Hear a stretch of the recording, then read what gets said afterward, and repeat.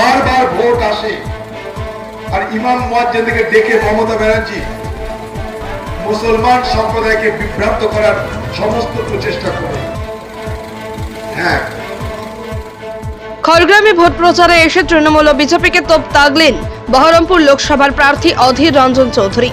আজ মুর্শিদাবাদের কান্দি মহকুমার খড়গ্রাম থানার নগর পীরতলা ময়দানে ৯ নম্বর জঙ্গিপুর লোকসভা কেন্দ্রের কংগ্রেসের প্রার্থী মুর্তজা হোসেন বকুল সমর্থনে একটি বিরাট জনসভা করেন অধীর রঞ্জন চৌধুরী। এই জনসভায় বেশ কিছু তৃণমূল ও বিজেপি সমর্থক কংগ্রেসে যোগদান করেন। খড়গ্রামে কংগ্রেস প্রার্থী মুর্তজা হোসেনের প্রচারে এসে অধীর বলেন যে তৃণমূল মুসলিম বিভাজনের রাজনীতি করছে। মমতা ব্যানার্জি সংখ্যালঘু ইমাম ও মুয়াজ্জিনদের নিয়ে মুসলিমদের বিভাজন করছে। তাই মুসলিমদের উদ্দেশ্যে বলেন যে ভোটের জন্য আপনারা দয়া করে বিভাজনের রাজনীতি করবেন না, মানুষ মানুষকে বিভাজন করবেন না, এটা সমাজের বুকে খুব ক্ষতিকারক। তার সঙ্গে কেন্দ্র সরকার অর্থাৎ প্রধানমন্ত্রী নরেন্দ্র মোদীকে বলেন যে ইন্ডিয়া জোটের শক্তি দেখে তিনি ভয় পেয়েছেন, তাই দিল্লির মুখ্যমন্ত্রী অরবিন্দ অন্যায়ভাবে জেলে ঢুকিয়েছে। অথচ বাংলার দুর্নীতি করা মুখ্যমন্ত্রী নিজে ও ভাইপোকে বাঁচানোর জন্য বিজেপির সঙ্গে সেটিং করে বিজেপির সুবিধা করে দিচ্ছে। ব্যুরো রিপোর্ট, চেতনা নিউজ। আমি মুসলমান সমাজের ইমাম মুয়াজ্জিনদেরকে বলবো, আপনারা দয়া করে রাজনীতির আঙিনায় এসে মুসলমান সমাজকে রাজনীতিতে বিভাজিত করবেন না।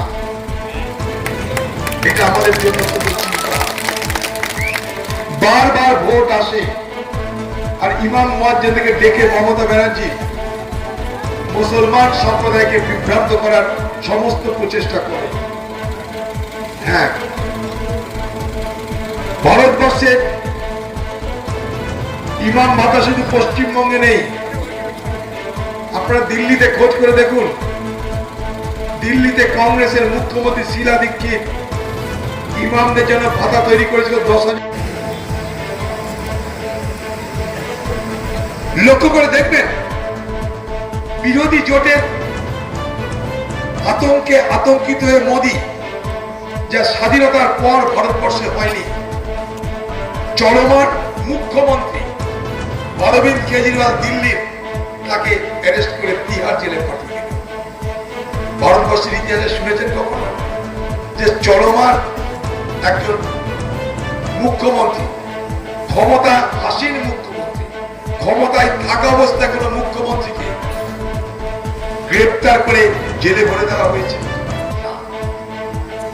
ঝাড়খণ্ডের মুখ্যমন্ত্রী হেমন্ত সোরেন, তাকে জেলে ভরে দেওয়া হয়েছে। মোদী বার্তা দিতে চাইল, আমার সঙ্গে যারা বিরোধিতা করবে তাদের আমি বিপদ বাড়াবো, অতএব সাবধান।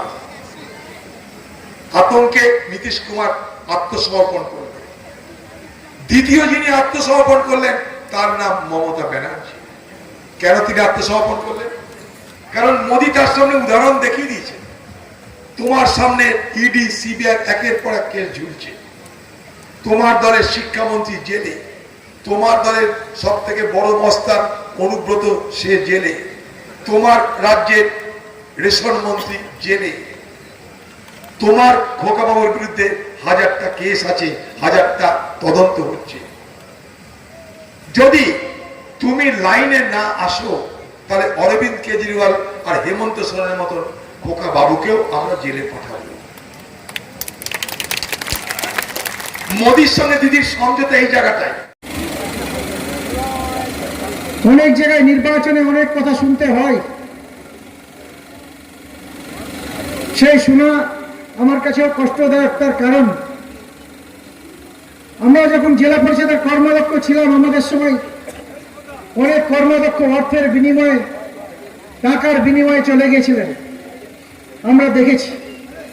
এমনকি এখানকার যিনি বিধায়ক ছিলেন, নাম বলছি না, আপনারা প্রত্যেকে জানেন, উনিও অর্থের বিনিময়ে গিয়েছিলেন, এটা আমরা মনে করি। তার কারণ সে সময় শুভেন্দু অধিকারীর হাত ধরে সবাই গিয়েছিলেন, কিন্তু আমাকে মাথা নত করাতে পারেনি। পুলিশ এসপি ডিএম দিয়ে চাপ দিয়েও আমাকে আমার শির দ্বারা দেখাতে পারেনি। তার কারণ আমরা অধীরচদের সৈনিক হিসেবে মুর্শিদাবাদ জেলায় কংগ্রেস করি, শির দ্বারা উঁচু করে করি, সততার সঙ্গে করি, স্বচ্ছতার সঙ্গে করি, কোনো দুর্নীতির সঙ্গে জড়িয়ে আমরা রাজনীতি করি না।